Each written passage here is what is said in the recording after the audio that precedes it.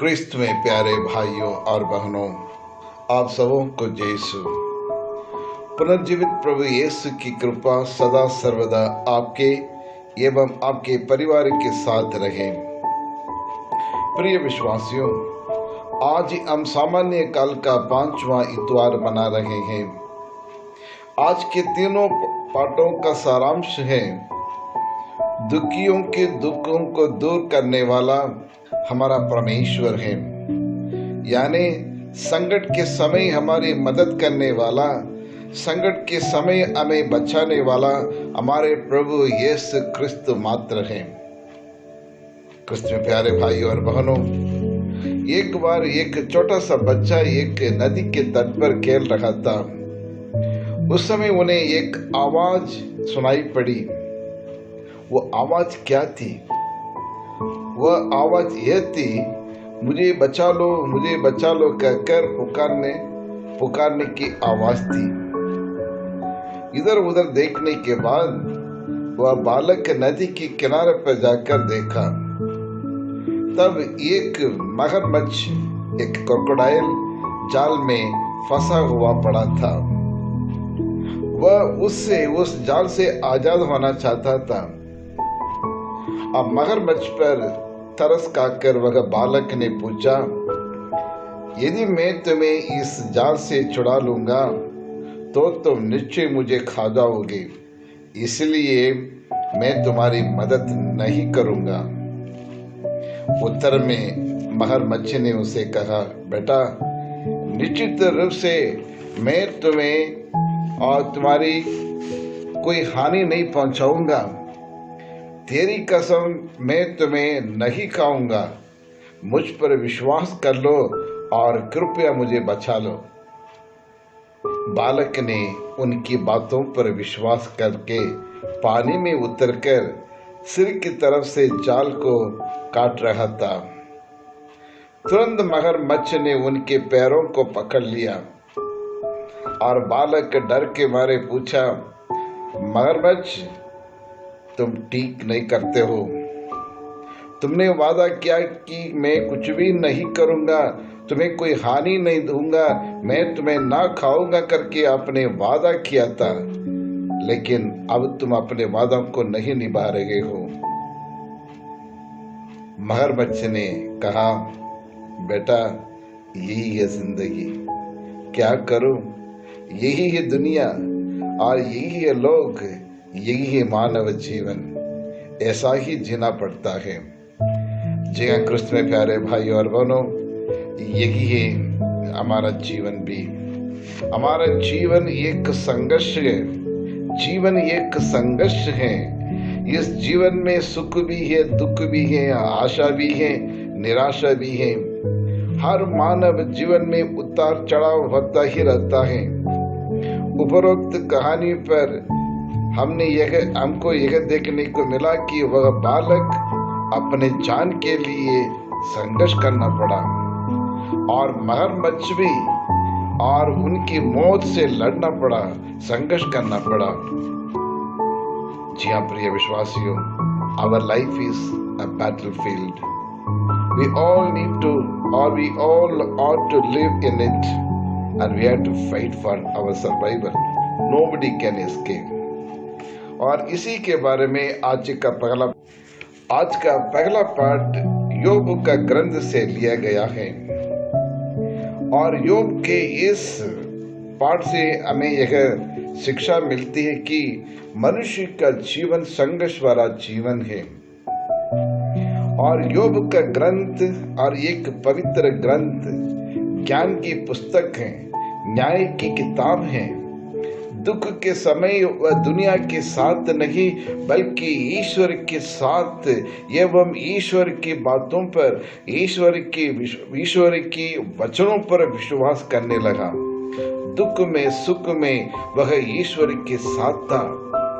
जब उनकी पत्नी, बच्चे, भाई बहन, रिश्तेदार, दोस्त लोग सब कोई उनको साथ छोड़ते थे, लेकिन योग और उस संकट के समय में भी ईश्वर पर परिपूर्ण रूप से उन्हें भरोसा रखा।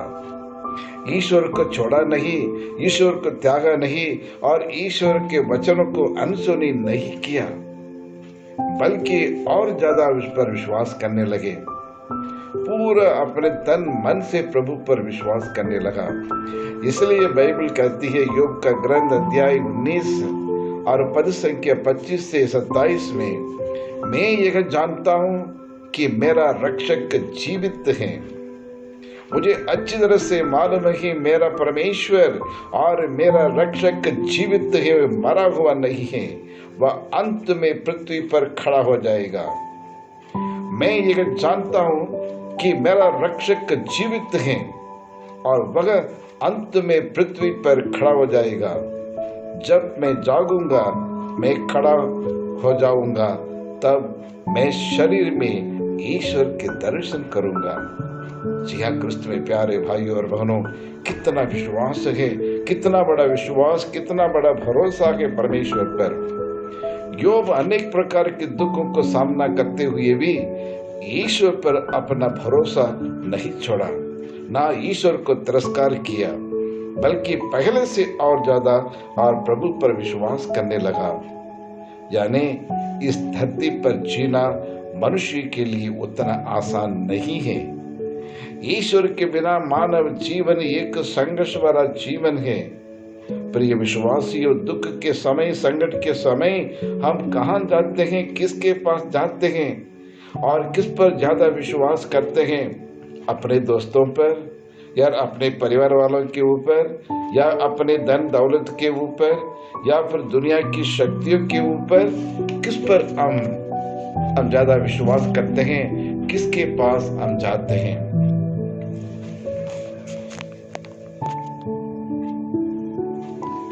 प्रिय विश्वासियों, हमारा विश्वास जो हमारा ईश्वर जो आकाश और धरती के रचना की, जिन्होंने आपको और मुझको अपने लहू बहाकर बचाया था, वह हमें कभी निराश होने नहीं देगा। जिस प्रकार आज के सुसमाचार में देखते हैं कि वह बीमार से पीड़ित पेतरुस की सांस को चंगा करके और यह बतलाता है कि संकट के समय तुम्हें बचाने वाला परमेश्वर मैं ही हूँ। और इसलिए निर्गमन ग्रंथ अध्याय 15-26 में प्रभु कहते हैं, मैं ही तुम्हारा चंगाई करने वाला परमेश्वर हूँ, मेरे सिवा और कोई नहीं है। जी हाँ, क्रिस्त में प्यारे भाई और बहनों, एक बार एक हिंदू महिला, हमारे रतनपुर के रहने वाली रेखा मालविया, मेरे पास आकर अपने जीवन के हर एक दुख तकलीफ के बारे में बतलाने लगी। अनेक बार उपवास एवं पूजा पाठ कराने के बावजूद उन्हें कुछ आराम नहीं मिला। मन में घबराहट, शरीर में भारीपन लगने लगा, जी घबराने लगी और इसलिए प्रभु के पास मैं आई हूँ। मेरे लिए प्रार्थना कीजिए ताकि प्रभु यीशु क्रिस्त मुझे चंगा कर सके। और मैं उस प्रभु पर मैं विश्वास करती हूँ और मुझे पक्का मालूम है, यदि प्रभु यीशु के पास आके मैं प्रार्थना करूँ तो मुझे इन सारे बंधनों से छुटकारा मुझे दिलाएंगे। यीशु पर मैं विश्वास करती हूँ, वह निश्चय मेरी मदद करेंगे। और उसके विश्वास के अनुसार उसके सिर पर क्रूस रखकर प्रार्थना करने लगा और अशुद्ध आत्मा उस पर सवार था।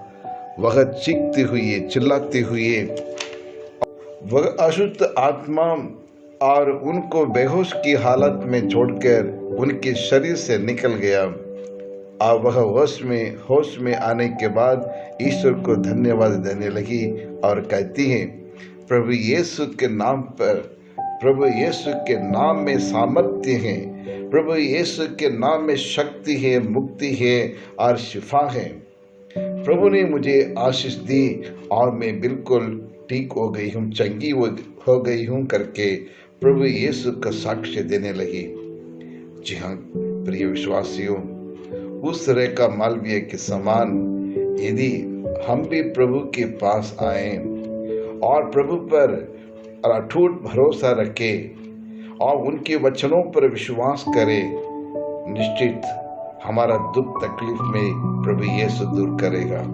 हमारे दुख तकलीफ में प्रभु हमारी मदद करेंगे, सहायता करेंगे। हमारे दुख तकलीफ में हमें साथ देने के लिए प्रभु यीशु और इम्मानुएल बनकर हमारे बीच में आए। आज वही प्रभु यीशु आपसे और मुझसे कहते हैं। स्तोत्र गीत 50 पद संख्या 15 में कहते हैं, संकट के समय मेरी दुहाई दो, मैं तुम्हारा उद्धार करूंगा।